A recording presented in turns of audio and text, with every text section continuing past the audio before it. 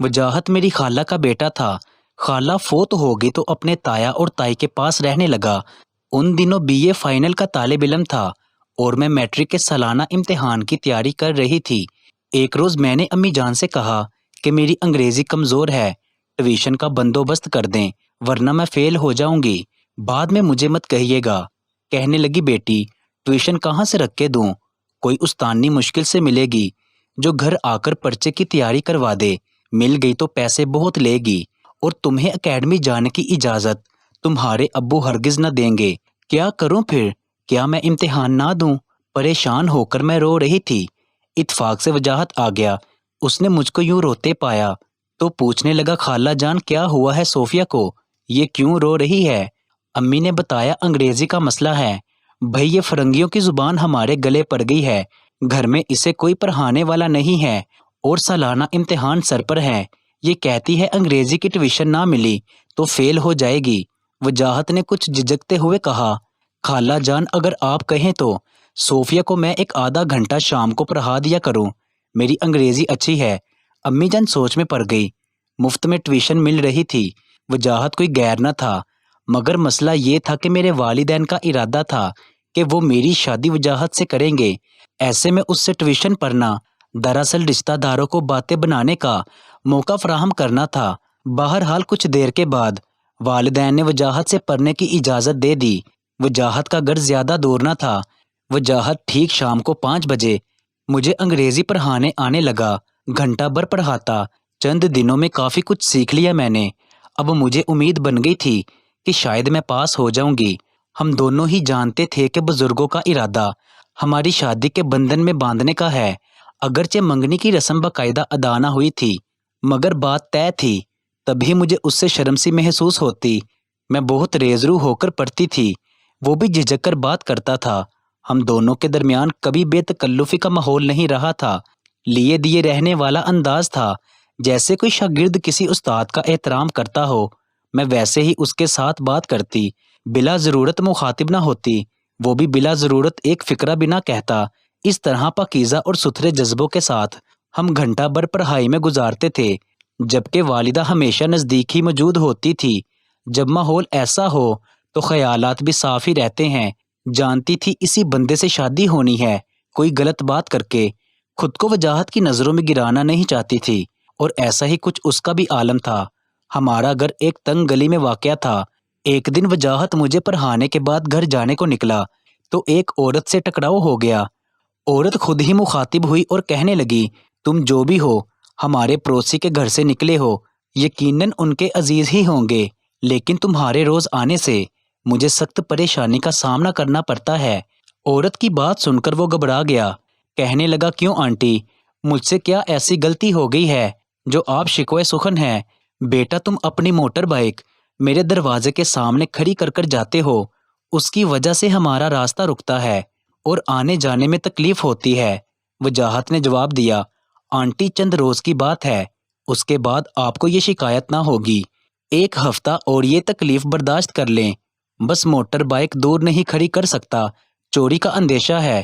عورت بولی تم ان کے کیا لگتے ہو، روز کیوں آتے ہو؟ غرض باتوں باتوں میں وجاہت کے گھر کا پتہ بھی دریافت کر لیا۔ وہ سیدھا سا لڑکا تھا جو پوچھتی جا رہی تھی، سوالات کے درست جوابات دیتا جا رہا تھا۔ اگلے دن وجاہت نے امی کو بتایا کہ آپ کی پڑوسن میری موٹر سائیکل کھڑے کرنے پر اعتراض کر رہی تھی۔ امی بولی ہاں نئے لوگ آئے ہیں، یہ عورت ایسے ہی بات کا بتنگر بنا لیتی ہے، تم پرواہ مت کرو۔ انہوں نے وجاہت کو تسلی دی، میں خود اس سے بات کر لوں گی۔ 2 دن گزرے کہ آنٹی رفت وجاہت کے تایا کے ہاں پہنچ گئی۔ ان کو دیکھ کر وہ بہت حیران ہوا، جان نہ پہچان، بڑی خالہ سلام۔ وہ حیران تھا، وہ تائی سے بھی بہت ڈرتا تھا، ماں تو تھی نہیں، وہی سب کچھ تھی۔ تائی نے وجاہت سے آنٹی رفت کو بے تکلفی سے سلام کلام ہوتے دیکھا تو پوچھا بیٹا یہ کون ہے اور کیوں آئی ہے؟ وجاہت نے ڈر کی وجہ سے جھوٹ بول دیا کہ میرے دوست کی امی ہے، وہ کالج سے ناگے کرتا ہے، اسی کے بارے میں پوچھنے آئی ہے۔ تائی خاموش ہو گئی۔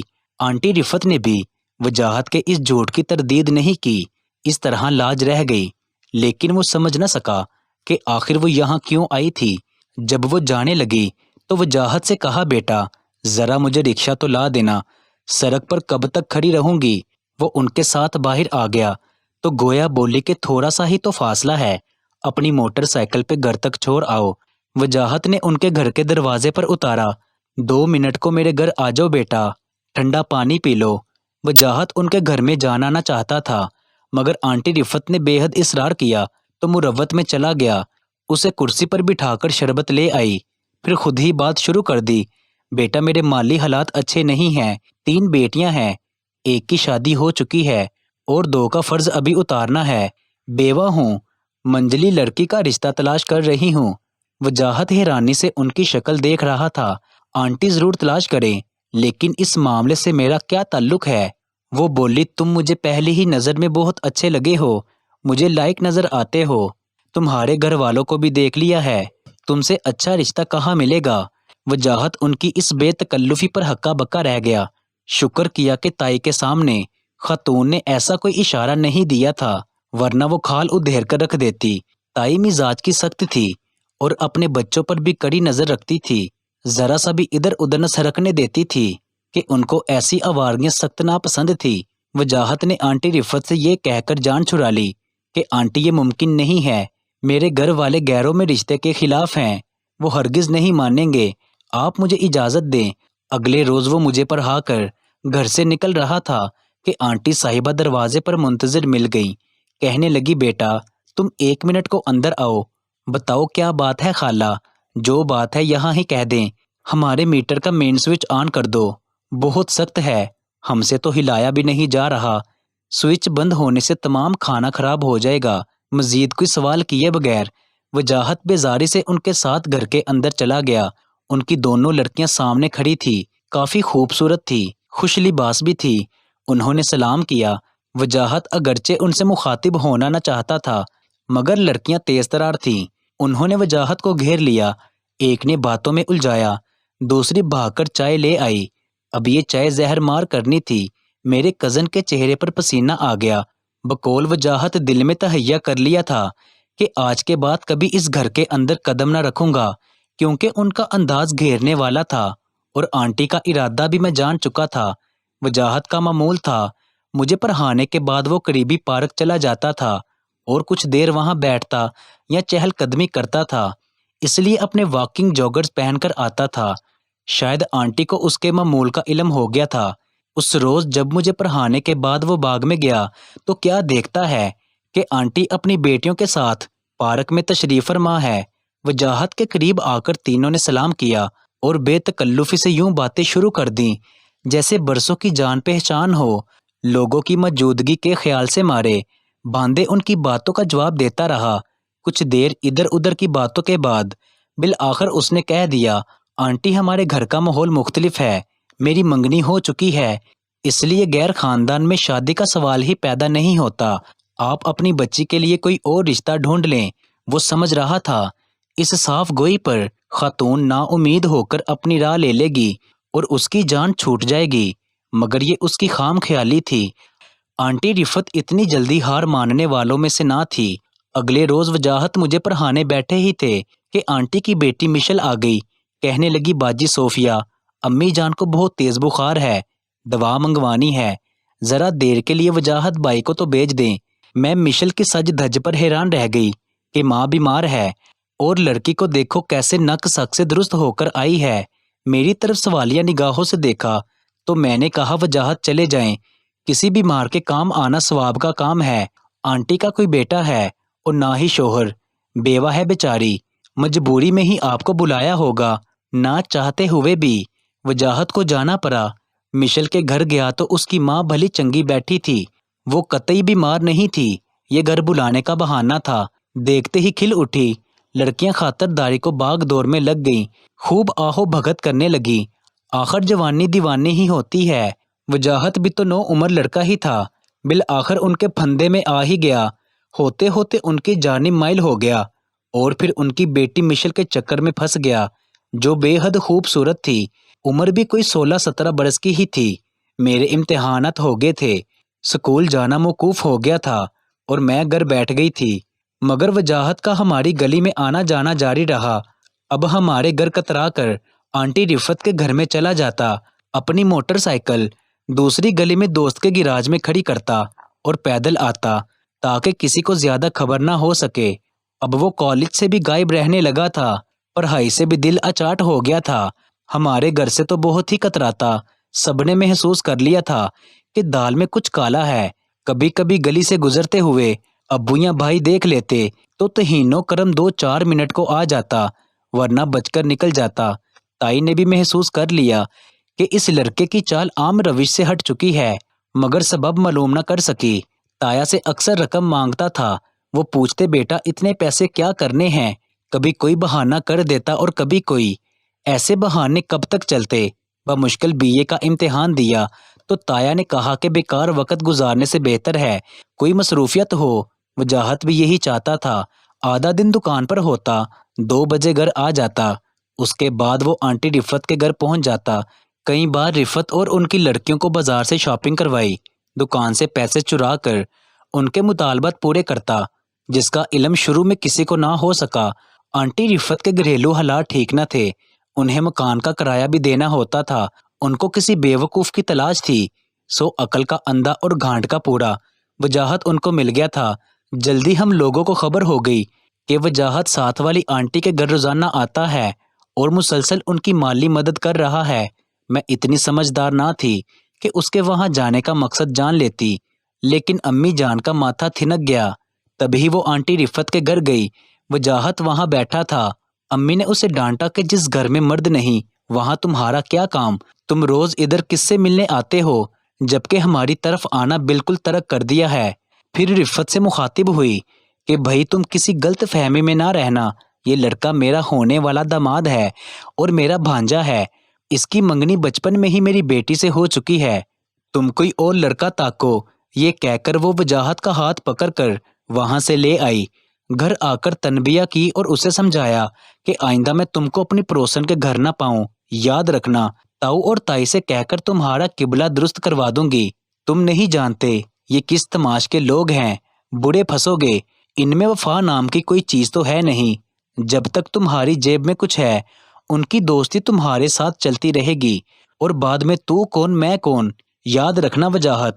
وجاہت خاموشی سے امی کی بات سن رہا تھا اور پھر اٹھ کر چلا گیا۔ مشل نے وجاہت کو سندیسا بھجوایا، تم نہ آئے تو زہر کھا کر مر جاؤں گی۔ بتاؤ اب ہماری شادی کیسے ہوگی؟ وہ تو پوری طرح ان کے چنگل میں پھنس چکا تھا۔ رفت آنٹی کو پارک میں بلوا کر کہا، آپ میری منگنی کا سلسلہ ختم کروا دیں تو میں آپ کی بیٹی سے شادی کر لوں گا۔ رفت آنٹی نے مشورہ دیا کہ کسی طرح دبئی چلے جاؤ، وہاں کمانے لگو گے تو گھر والوں سے بغاوت کر سکو گے۔ میری لڑکی کا ویزا بھیج دینا، بے شک تمہارے گھر والے شریک ہوں یا نہ ہوں، میں مشل کا نکاح تم سے کر دوں گی۔ گھر والوں کی پرواہ نہ کرنا، شادی تم نے کرنی ہے، تمہارے گھر والوں نے نہیں۔ وجاہت نے سوچا یہاں رہ کر مشل سے شادی نہیں کر سکتا، تو اس نے سچ مچ دبئی جانے کے لیے ہاتھ پاؤں مارنے شروع کر دیے۔ اسے ڈرائیونگ آتی تھی، ڈرائیونگ لائسنس بھی تھا۔ تایا کی دکان سے رقم چرا کر ایک دوست کے ذریعے ویزا حاصل کیا اور دبئی چلا گیا۔ دبئی گئے بمشکل 8 ماہ گزرے تھے کہ رفت آنٹی نے خط پر خط بھیجنے شروع کر دیے کہ جلدی آؤ، شادی کی تاریخ طے کرنی ہے۔ وجاہت نے جواب دیا، تھوڑا عرصہ اور یہاں رہ کر کما لوں، پھر شادی کروں گا۔ اس پر مشل کے خط آنے لگے کہ میں تمہاری جدائی میں بیمار ہو کر قریب المرگ ہوگی ہوں، بس تم جلدی سے پہنچو۔ وجاہت نے نوکری چھوڑ دی اور پریشان ہو کر لوٹ آیا۔ مشل بیمار نہ تھی، بولی بس تمہارے بغیر دل نہیں لگتا، تم کو دیکھ نہ لوں تو مرنے لگتی ہوں، کیا کروں، دل پر بس تو نہیں ہے، اسی سبب بلایا ہے۔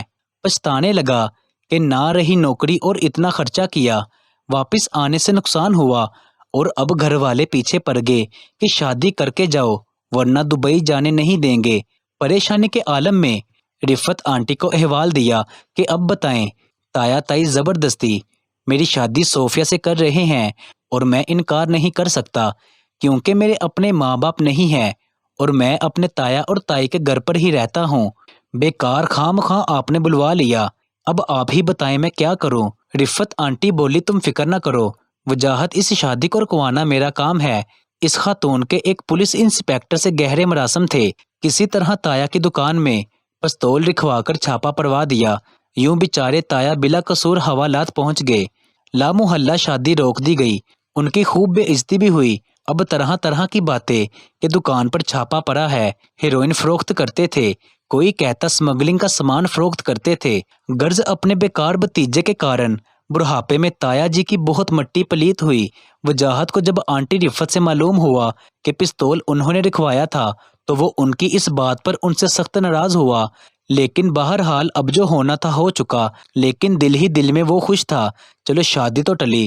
مجھے تو بہت سی باتوں کا علم نہ تھا، لیکن بھائی کو معلوم نہیں کہاں سے ہر بات کا علم ہو جاتا تھا، اور وہ آ کر امی کو ساری باتیں بتاتے تھے۔ لہٰذا امی اور بھائی نے کہہ دیا کہ اب ہم صوفیہ کا رشتہ وجاہت سے نہیں کریں گے۔ منگنی کی رسم تو ہوئی نہ تھی، بچپن کا طے کیا ہوا رشتہ ختم ہو گیا۔